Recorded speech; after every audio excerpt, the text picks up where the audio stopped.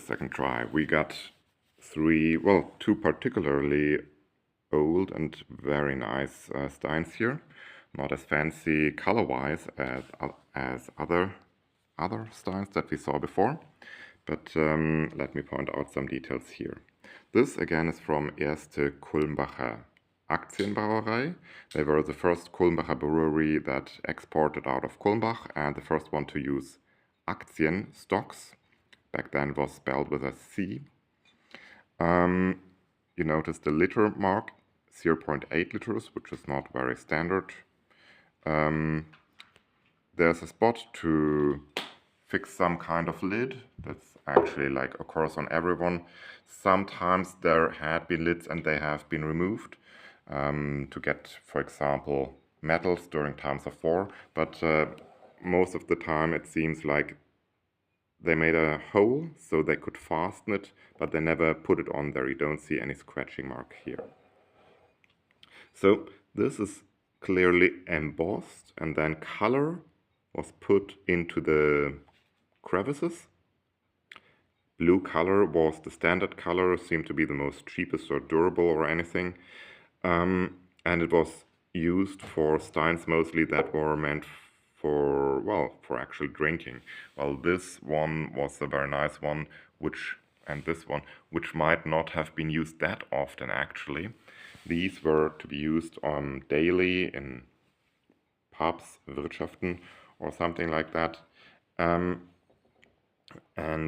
So they were made more cheaply and a bit durable. Of course, if the color is inside of crevices, it wouldn't rub off or anything. Now this is is there anything to say about that one? I made a video earlier, but I accidentally deleted it because the storage was full. This one here, it has a name on it, and this is not made by some kind of tool. This is very clearly made by a tool, like moved around to make these crevices, these indentations. But this here is carved by hand. It's beautiful handwriting. It says J-O-H, most likely for Johannes, Johann. Jungkunz, with a Z at the end, which is a name. My father does not actually know for sure if this is the name of the owner of the mug for use at home, the name of the citizen who brewed the beer, the brewer, the name of the pub, or maybe there's the overlap.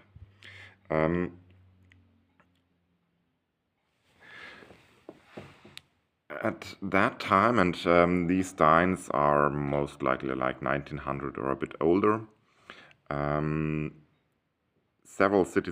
citizens did have the right to brew beer, and technically they were their own brewery, often the same citizens that owned some kind of pub where they would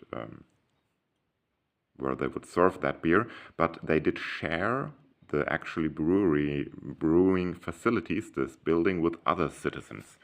So you had times when there were like hundreds of breweries in a little town like Kulmbach, but they for sure did not have individual brewery buildings.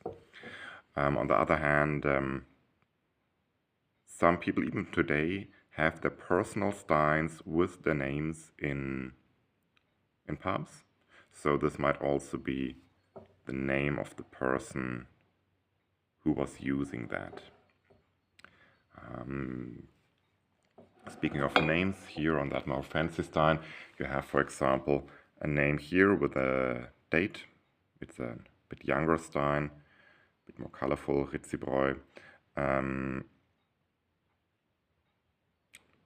Here also it's not quite clear if it was the owner of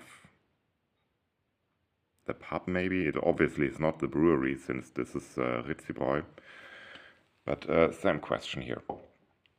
This one has a very fascinating thing here.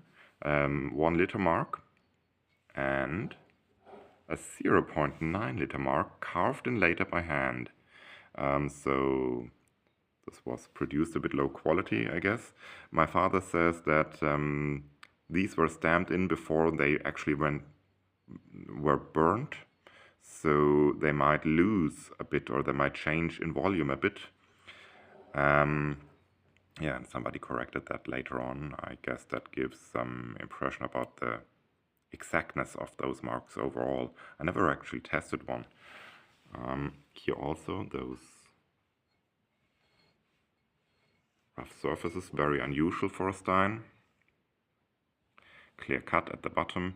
All of these do not have any export mark, no made in Germany at the bottom. These neither. This one is a bit younger, more stylized font, certainly not embossed. Embossing is more complicated. My father points out that they used the well-known name of Kulmbach, but since Ziegelhütten, the place of this hotel and pub, was not part of Kulmbach, he was not allowed to say Schweizer Hofbräu Kulmbach. Bräu is a brewery. So they had to say by Kulmbach, at Kulmbach or near Kulmbach. Das habe ich auch von anderen gesehen, so klitzekleinen Orden und dann nachher groß bei Kulmbach. I don't know if I recorded well. Here a bigger Stein, 1 liter. Markgrafenbräu. Markgraf is the title of the, I guess, duke or something, of the noble who had power over Kulmbach. At that time, was there still a Markgraf at 1900? Oh, Markgraf till 1792. So Markgraf was only in power till 1792. So this is like a name of a brewery that refers to something historical. Even back then, they had nostalgia and stuff. Interesting here, the castle, the Plassenburg. On the details of the buildings that still exist, some extensions of the Plassenburg and don't exist today, you can get a rough estimate of the age.